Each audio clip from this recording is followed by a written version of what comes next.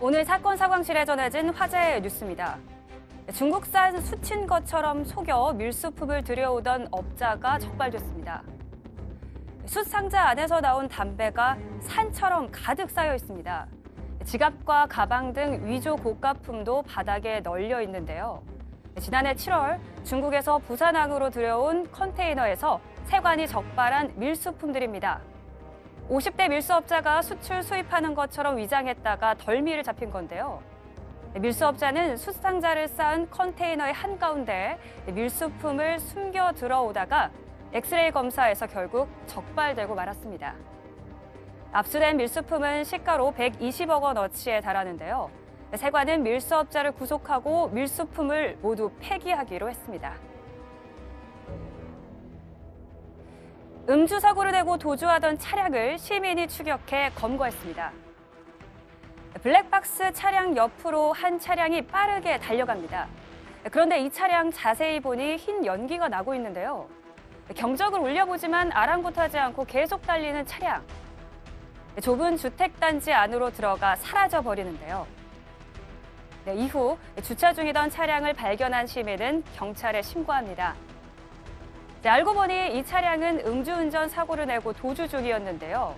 경찰이 음주 측정한 결과 운전자는 혈중 알코올 농도 0.155%로 면허 취소 수준이었습니다. 다행히 사고로 인한 피해자는 없는 것으로 알려졌는데요. 경찰은 이 운전자를 구속한 뒤 조사할 예정입니다. 아이를 안고 지구대 안으로 황급히 들어오는 여성, 무슨 일일까요? 한 여성이 지구대 안으로 급하게 뛰어들어옵니다. 품 안에 있던 아이는 의식을 잃은 듯 축 늘어지는데요. 이때 한 경찰관이 다가오더니 아이의 가슴을 받친 뒤 등을 두드리기 시작합니다. 목에 걸린 이물질을 빼내는 타임리히법을 실시한 것인데요. 그렇게 한참을 반복한 끝에 아이는 이물질을 뱉어냅니다. 알고 보니 아이는 초콜릿을 먹다가 갑자기 기도가 막혔고 놀란 엄마는 지구대에 도움을 요청한 것인데요. 마침 인명구조사 자격증을 가진 경찰관이 근무하고 있어 다행히 소중한 생명을 구할 수 있었습니다. 이춘재 연쇄살인 8차 사건의 재심에서 재판부가 윤 씨에게 사과했습니다. 재판부는 오늘 열린 이 사건 1차 공판 준비기일에서 과거 윤 씨가 억울하게 잘못된 재판을 받아 장기간 구금된 것에 사법부 차원에서 죄송하다고 입장을 전했는데요. 이어 이미 검찰은 무죄 의견으로 기록을 제출하고 있고 이에 관해 변호인이 동의한다면 무죄 선고 가능성이 높다고 밝혔습니다. 앞서 법원은 이춘재가 이 사건의 진범이라는 취지의 자백을 했고 여러 증거로 볼 때 진술의 신빙성이 인정된다며 재심을 개시한 것인데요. 윤 씨 측 변호인단은 재심을 통해 윤 씨의 무죄뿐만 아니라 사건에 대한 실체적 진실을 밝히겠다고 강조했습니다.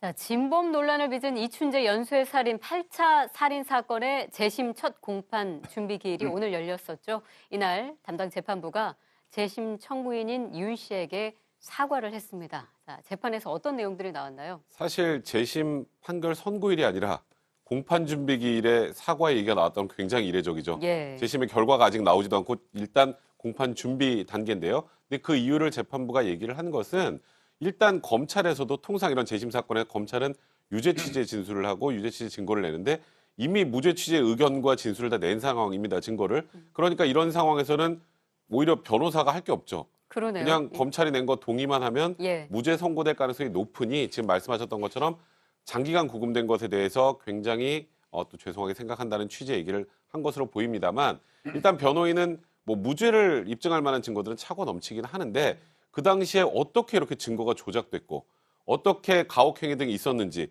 이런 것들을 하나하나 확인한 과정이 반드시 병행이 필요하죠. 돼야 된다는 예. 거고요.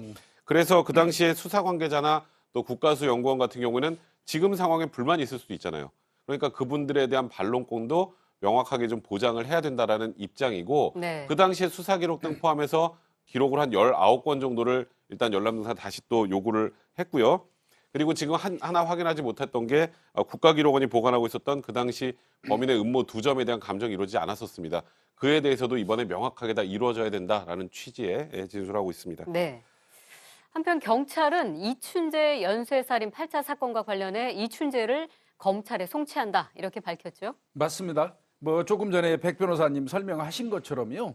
사실 재심은 결정되는 것 자체도 힘든 사안이에요. 네. 그럼에도 불구하고 이미 이제 이 각 수사기관, 경찰이건 검찰이건 뭐 적극적으로 협조에 응하고 있는 이런 상황이거든요.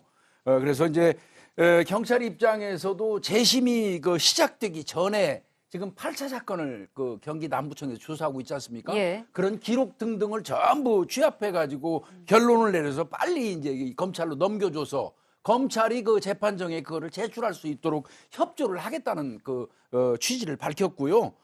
그 과정에서 이제 그 당시 수사에 참여했던 담당 검사, 담당 수사관들 한 8명 정도 됩니다. 이 사람들은 공소시효가 지났기 때문에 처벌할 수는 없지만 상징적으로라도 직권남용 감금이라든지 독직 폭행죄를 적용해서 송치한다고 밝혔습니다. 예. 이번에는 음주운전 뺑소니 사고도 한번 살펴볼 텐데, 음주운전 사고 내고 도주하던 차량이 있었는데 시민의 기지로 검거가 됐습니다.